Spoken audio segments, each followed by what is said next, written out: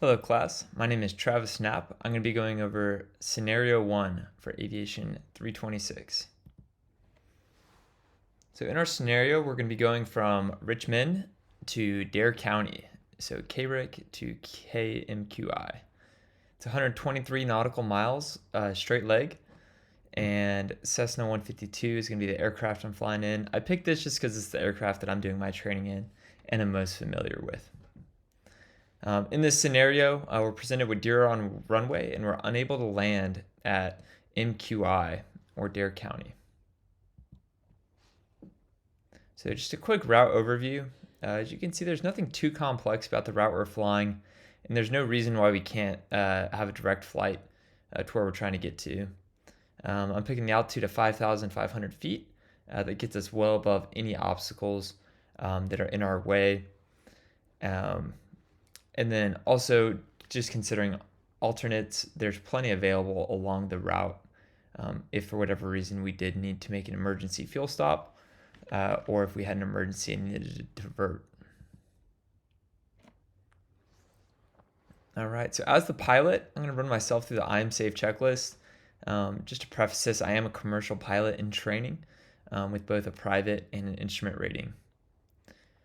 And there should be no issue to me being able to make this flight by myself. So first I'm going to consider any illnesses that I had lately, medications that I'm on, make sure they're legal, what kind of stress I'm under, alcohol, that I'm within the guidelines of 8 hours or 0.04 or under the influence of alcohol, fatigue, how tired I am, and then when's the last time I ate and what kind of emotions am I feeling at the time. I don't expect any of these to influence this scenario just because they weren't specifically mentioned as obstacles to overcome. Alrighty, speaking about the aircraft, so I'm flying in a Cessna 152. Of course, I'm going to make sure my aircraft is airworthy and up to date on all of its maintenance. So I'll go through my Aero PC checklist, make sure I have my airworthiness certificate still up to date, registration's up to date. It's got its owner's manual, weight and balance, and then placards and compass cards, and then any supplements for the aircraft as well.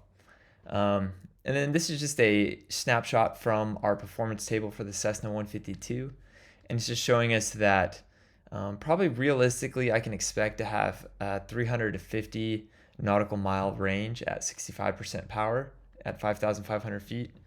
If I really try to stretch this, I might be able to get closer to 400, but it's more likely that I'm actually going to expect a 350 nautical mile performance, especially because it is an older airplane and this is for a brand new airplane. All right, and then talking about the environment, I'm just going to go through NW Craft acronym to determine if my environment is safe to fly in. So NOTAMs, specifically for this scenario, were placed in an airport by me does have a long-standing NOTAM for deer on the runway. So this is something that I might have been able to anticipate if I checked NOTAMs at this airport and the deer were on the runway with one of the NOTAMs. Weather, I'm expecting a nice VFR day as it is actually today. No traffic delays, not concerned about traffic at a smaller airport like this. Runway lengths, just making sure that my aircraft can actually get in these, which a 152 can.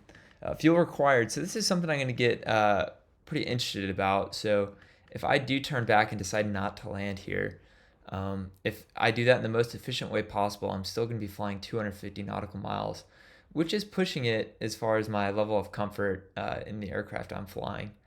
And if I have any other sort of delay, that could really start to put me in a bad position. But if I do make the decision and just decide to head straight back, I don't think it will be unsafe. It's just if something else does happen, I will have to declare min fuel and find somewhere else to stop. All right, and then just takeoff and landing distances, making sure my aircraft is performing appropriately that day, and I'm going to be able to get in and out of the airports I'm trying to. Again, with the runway lengths and the aircraft I'm flying, I've got no issues with this. All right, so some external pressures, namely the deer on the runway at my destination airport, and then my endurance concern if I do turn back and I end up getting diverted for some other reason.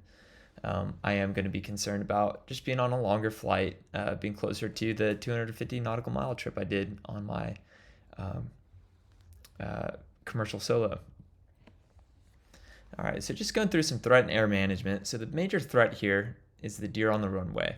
How I think that we should manage this and govern our decision-making process is continue as planned and wait for the deer to depart. If it takes too long and the deer are camped out on the runway, I would consider when I do land stopping for fuel because I might have had a couple go-arounds in the pattern, and my aircraft is not going to be able to make it back to Richmond. I can also ask pilots on the ground for a PIREP. Say, hey, can you guys see those deer? And are they off the runway? For anybody on a taxiway or who had just landed. Something else we could do, we could just return to the departure airport. Say, hey, this isn't going to work today. I'm just going to head home. And then you're still getting the flight time for that. We'll talk about the cross-country time here in a second. And then a third option is just wait at an alternate nearby. There's plenty of alternates only 15 or 20 nautical miles away. So it'd be very easy to just go fuel up the aircraft, and then if we do need to go to that other airport still, just go head over there for a touch and go, or head over there for whatever reason we needed to head there in the first place, and hope that the deer had not stayed on the runway for the 45 minute buffer that we've given it. All right, so the question was asked, if we did turn straight back, are we going to be able to log this as cross-country? And the answer is yes and no. So yes, in the sense that it meets the FAR 61-1 Bravo and then India requirement, or I guess that's one, numerical one, of a cross-country flight. However, we can only log this for ATP time and not towards any private instrument or commercial rating. And I'll go through that here in just a second. All right, so cross-country defined by the FAR is really just conducting an aircraft, involves a point of landing other than the point of departure, and involves the use of dead reckoning pilotage, electronic navigation aids, radio aids, and other things. So because we're going back to the same airport, it wouldn't actually fall into this either, but that's just the overarching definition. It further defines that you have to have a touchdown at a point further than 50 nautical miles from the original point if you want it to count toward a certificate, the aeronautical experience requirements toward a certificate, so private, instrument, or commercial. And then lastly, this is what we would be able to log it for, is that for ATP requirements for the 1500 hour rule or whatever restricted ATP that you're getting, we'd be able to log it towards that because it says that is at least a straight line distance of more than 50 nautical miles from the original point of departure. And it has no caveat there for needing to land at that airport. So we can't just fly 100 nautical miles out, not touch down anywhere, and come 100 nautical miles back. And that would count as cross-country time for an ATP license. All right, so if this was me in my scenario, just in conclusion, I would just stay in the pattern until the rain or until the deer have left the runway, and then I would land as planned. If I was in the pattern for more than 15 minutes, I would just go to an alternate airport and then head back home, or depending on how much time it's taken, I would refuel my aircraft before heading home. So looking forward to seeing y'all's videos and what your take was on this scenario.